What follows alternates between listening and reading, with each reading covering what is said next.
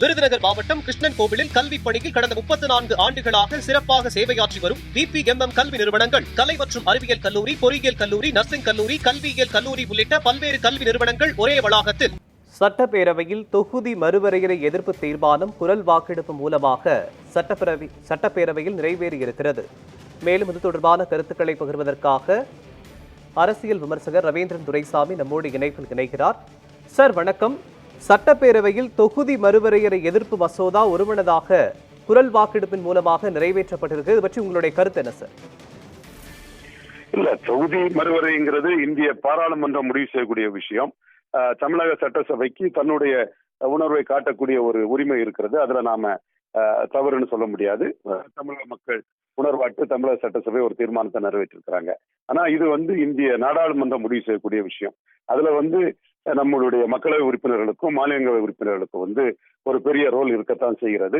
இதுல ஏற்கனவே தமிழகத்தோட நிலைப்பாடு என்பது ஃபெயர் டீலிமிட்டேஷன் என்பதான் இருந்தது. இப்பொழுது ஃபெயர் டீலிமிட்டேஷன் என்ற கருத்தை சொன்ன மதிமுக, விசிக போன்ற கட்சிகள் இப்பொழுது நோ டீலிமிட்டேஷன் என்ற ஒரு கருத்தை முன்னெடுக்கிறாங்க. இந்த விஷயம் தமிழ்நாடு சென்றிக்காட்டு நடைபெறக்கூடியது அல்ல. ஒரு விஷயம் தமிழ்நாட்டாலதான் இது முடிக்க முடியும்னு சொன்னா அப்படி ஒண்ணு இந்திய அரசியலுக்குள்ள இல்ல. இப்ப பல விஷயங்கள் நெஹ்ரு உறுதிமொழி சட்டமாக்குறதுங்கிறது நீ உறுதிமொழியா தான் இருக்குது, அது சட்டமாகல, ஒரு அசூரன்ஸ் தான் இருக்குது. சோ ஒரு பார்லிமெண்ட் ஒரு அசூரன்ஸ் தான் தமிழ்நாட்டுக்காக தரப்பட்டிருக்கு, சட்டமாக்கப்படல. அதே வேளையில முதல் கான்ஸ்டியூஷன் காமராஜர் நேரு கிட்ட பவர்ஃபுல்லா இருந்ததுனால நேரு கிட்ட பவர் பொலிட்டிக்ஸ் பண்ணி அதை செய்து கொடுக்க முடிஞ்சது. இந்த விஷயத்துல தமிழ்நாட்டுக்குன்னு ஒண்ணு பெரிய பவர் இருக்கிறதா நான் கருதல. இதுல என்டிஏ இத டீலிமிட்டேஷன் பண்ணி தங்களுக்கு அரசியல் ரீதியான ஒரு நன்மையை ஏற்படுத்தக்கூடிய அளவுக்கு அவங்க முயற்சி பண்றாங்க. அவங்களுக்கும் 2/3 மெஜாரிட்டி இல்ல. 2/3 மெஜாரிட்டிக்கு ராகுல் காந்தி கிட்ட பேசி ஒரு ஒருமித்த கருத்தை கொண்டு அவங்க முடிவெடுக்கவும் செய்யலாம். அல்லது சரத்பவார் இப்பொழுது டீலிமிட்டேஷன் வேணுங்கிறதுல உறுதியா இருக்கிறாரு. ஃபேர் டீலிமிட்டேஷன் அது மகாராஷ்டிராவுக்கு நன்மை பயக்கும்னு 8 எம்பிக்கள் மக்களவை எம்பிக்களை கொண்ட நேஷனல் காங்கிரஸ் பார்ட்டி சரத்பவாரை இந்தி கூட்டணியில இருந்தவரை மோடிக்கு ஆதரவாக வந்திருக்கிறாரு. இதே மாதிரி அவர் மற்ற கட்சிகளையும் அகிலேஷ் யாதவ், தேஜஸ்வி யாதவ் போன்ற பல அரசியல் கட்சிகளையும் ஹேமந்த் சோரன் போன்றவர்களையும் நாட்டின் நலன் கருதி ஒரு டீலிமிட்டேஷன் தேவைன்னு மோடிக்கு ஆதரவாட்டு இந்தி கூட்டணியிலே ராகுல் காந்தி கிட்ட ஒரு கோல்டு வார்ல இருக்கக்கூடிய சரத்பவார் போன்றவர்களும் அதுக்கு முயற்சி செய்யலாம். தமிழ்நாட்டுல 22 எம்பிக்களை கொண்ட திமுகவின் முடிவு மிக முக்கியமானது. திமுக அதுல இதுல என்டிஏ கவர்மெண்ட் கிட்ட இந்த தங்களுடைய 22 எம்பிக்கள் என்ற பலத்தை வச்சு ஒரு பார்கெனிங்கை கொண்டு வர பார்ப்பாங்க. அதன் அடிப்படையில தான் அவங்க ஃபாரின் கான்ட்ரிபியூஷன் ரெகுலேஷன் ஆக்டுக்கு எதிராக சொல்லி அதை ஜாயிண்ட் பார்லிமெண்ட் கமிட்டிக்கு கொடுங்கிறத கேட்டுக்கொண்டதாட்டும் நமக்கு தெரிய வருது. ஒரு 3 கண்டிஷனா திராவிட முன்னேற்ற கழகம் ஆதரவு கொடுக்கறதுக்காக போட்டிருக்கதா தெரியுது. இதுல பாஜக எதெல்லாம் நிறைவேற்ற முடியுமோ அதெல்லாம் நிறைவேற்றிக்கிட்டு திராவிட முன்னேற்ற கழகத்தின் ஆதரவையும் டீலிமிட்டேஷனுக்காக பெறுவாங்கன்னு தெரியுது. இப்பொழுது டீலிமிட்டேஷன் பில்லு வரல, சமீபத்தில் அது வராது. ஆனா வந்தே தீரும். மோடி அந்த டீலிமிட்டேஷனை நிறைவேற்றிய தீருவார். அது நிறைவேற்றக்கூடாது என்ற அடிப்படையில ராகுல் காந்தி இருக்கிறாரு. அதை நிறைவேற்றலாம், ஒரு நியாயமான முறையில் எல்லாருக்கும் இருந்தால் நிறைவேற்றலாம் என்ற முடிவை இந்தியா கூட்டணிக்குள்ளேயே பல கட்சிகளும் எடுத்திருக்கின்றன. அது மட்டுமல்ல, கேரளாவை பொறுத்தவரையிலும் 30 இடங்களாக மாறும்போது அதை எதிர்த்து காங்கிரஸ் முதல்வர் சதீசன் தீர்மானம் போடுவாரா என்று தெரியவில்லை. கர்நாடகாவை பொறுத்தவரையில் அது 42ஆக மாறும்போது அதை எதிர்த்து டி.கே. சிவகுமார் தீர்மானம் நிறைவேற்றுவாரா என்பதும் தெரியவில்லை. இதே நிலைதான் டிஆர்எஸ் போன்ற கட்சிகள் தெலுங்கானாவில் அது 24, 25 என்று உயர வேண்டும் என்று 17 உயர வேண்டும் என்று கருதும் போது அதற்கு எதிராகவும் ரேவந்த் ரெட்டி தீர்மானம் நிறைவேற்றுவதற்கு வாய்ப்பில்லை.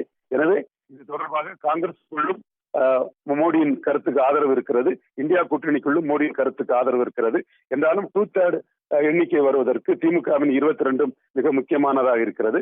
அதற்கான சூழ்நிலையை உருவாக்கிவிட்டு அதற்கான டிராப்டை ஆதரிக்கக்கூடிய கட்சிகளிடம் தெளிவுபடுத்திவிட்டு தொகுதி மறுவரைவு வரும். நிச்சயமாக என்டிஏ அரசாங்கம் தொகுதி மறுவரையில் வெற்றி பெறுவார்கள்.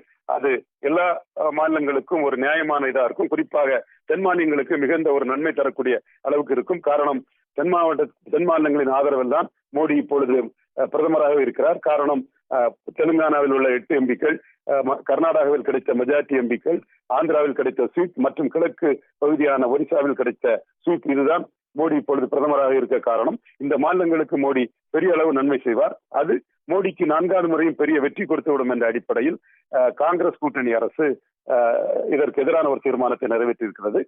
வரும் நாட்களில் 5 அளவில் அனைத்து கட்சிகளின் பெரும்பான்மை கட்சிகளின் ஆதரவை பெற்று டீலிமிட்டேஷன் நிறைவேறும். அது தென்னிந்திய மாநிலங்களுக்கும் நன்மை பயக்கக்கூடியதாக இருக்கும் என்று உறுதியாக கருதுகிறேன். பாஜக எதிர்ப்பு அப்படிங்கிறதுல திமுகவை விட தாவேக முன்னிலைப்படுகிறது. இதை எப்படி சார் பாக்குறது? கண்டிப்பா தாவேக முன்னிலைப்படுத்தி தான் போவாங்க. அதுல இயல்பாட்டே அந்த பாஜக எதிர்ப்புக்கு அவங்களுக்கு தான் இன்னைக்கு தகுதி இருக்குது. காங்கிரஸ் நேரடி பாஜகவின் எதிரி, அவங்க தாவேக கூட இருக்கிறாங்க. சிபிஎம் சிபிஐ கொள்கை ரீதியான பாஜகவின் எதிரி, அவங்க தாவேக கூட இருக்கிறாங்க. ஐயுஎம்எல் தெரியும், அவங்களே தலைவர் முஸ்லீம், எம்பி முஸ்லீம், ரெண்டு எம்எல்ஏக்கள் முஸ்லீம், அவங்க மந்திரி முஸ்லீம். ஆனால் பாஜகவை மதவாத கட்சிகள் அவங்க பிரச்சாரத்தை வைப்பாங்க. சோ அவங்களும் பாஜகவுக்கு எதிரான கட்சியாக தான் இந்தியா ஃபுல்லா இருக்கிறாங்க. சோ இந்த வகையில விசிகாவும் 25 ஆண்டுகளாக பாஜக எதிர்ப்பு அரசியலை பண்றாங்க. அதுல அண்ணன் வைகோ தவிர இது எல்லாருமே முழுமையான பாஜக எதிர்ப்பு சக்திகள். எனவே இங்க பாஜக எதிர்ப்புங்கிறது இன்னைக்கு விஜயோட தாவேகா தான் டாமினண்டா இருக்காங்க. தாவேகா என்பதை விட தாவேகா தலைமையிலான 4 கட்சி கூட்டணி தான் பாஜக எதிர்ப்பு வாக்குகளை பெறுவார்கள். அதில் எந்த சந்தேகம் இல்லை.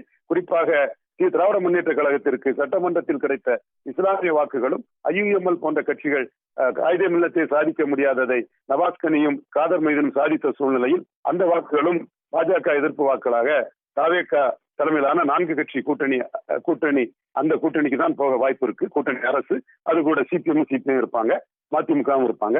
சோ அவங்களுக்கு தான் போக வாய்ப்பு இருக்குங்கிறது உள்ளங்கை நெல்லிக்கனியாக தெரியக்கூடிய ஒரு விஷயம்.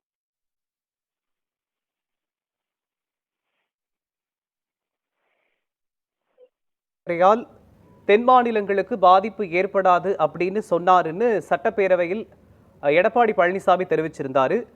அப்படி இருக்கக்கூடிய சூழல்ல இந்த தொகுதி மறுவரையறை மீதான தீர்மானம் நிறைவேற்றப்படுவதற்கான காரணம் என்ன சார்? பாஜக எதிர்ப்பு ஷார்பன் பண்றாங்க. இந்த 4 கட்சி கூட்டணியும் பாஜக எதிர்ப்பு, சிபிஎம் சிபிஐயும் பாஜக எதிர்ப்பு ஷார்பன் பண்றாங்க.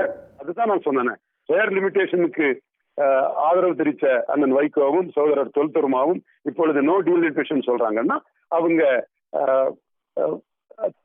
ராகுல் விஜய்க்கு ராகுல் தேவை, ராகுலுக்கு விஜய் தேவை. அந்த கூட்டணியோட இணைஞ்சு பயணிக்கிறதுக்கு அவங்க முயற்சி பண்றாங்க. அவங்க கூட்டணி அரசியல் தான் அவங்களுக்கு முக்கியம். அந்த திமுகவோட இருந்த வெற்றி வாய்ப்பு இல்லை, தோற்று விட்டோம் என்ற அடிப்படையில் ராகுல் விஜய் இந்த கூட்டணி அரசு இந்த கூட்டணி தங்களுக்கு வெற்றியை கொடுக்கும் என்று வெற்றிக்காக தங்கள் கொள்கையை மாற்றிக்கொண்டு மதிமுகவும் விசிகாவும் செயல்படுகிறார்கள் என்பதே 100% உண்மை. திமுக உறுப்பினர் பிரேமலதா விஜயகாந்த் பேசும்போது 59 மாநிலங்களவை உறுப்பினர்கள் வந்தால் நன்றாக இருக்கும், நம்மளுடைய குரல் நாடாளுமன்றத்தில் ஒலிக்கும் அப்படின்னு சொல்லியிருக்காங்க. ஆனாலும் தொகுதி மறுவரை தீர்மானத்திற்கு ஆதரவும் தெரிவிச்சிருக்காங்க. எப்படி சார் பாக்குறது? தொகுதி வரையறை தீர்மானத்துக்கு ஆதரவுங்கிறது அந்த தமிழ்நாட்டின் நலன் என்கிற அடிப்படையில் சொல்லியிருக்கலாம். அவங்க 59 சரியான ஒரு பார்வை. ஏன்னா டெல்லி டிராப்ட் இன்னும் வரல. டெல்லி டிராப்ட் தெரிஞ்ச பிறகுதான் அது சொல்ல முடியும். இப்பொழுது தேவையில்லைங்கிறதையும் தெளிவா சொல்லியிருக்காங்களே.